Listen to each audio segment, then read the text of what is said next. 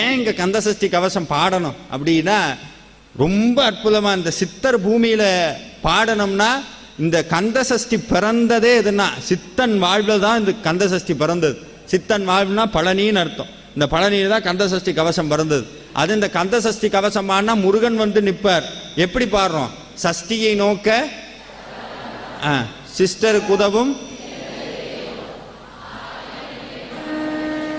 கீதம் பாட கிங்கினியாட மைய நடனஞ்செய்யும் மயில் வாகனனா கையில் வேளாளனை காக்க வென்று வந்து வான்னு சொல்லல, வந்துகிட்டு இருக்காருன்னு சொல்லல. என்ன சொன்னார்?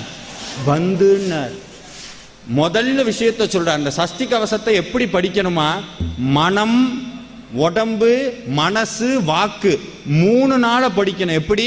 மனசு, உடம்பு, வாக்கு. நிறைய பேர் கோயிலில் போய் உட்காந்து படிச்சுக்கிட்டே இருப்பாங்க.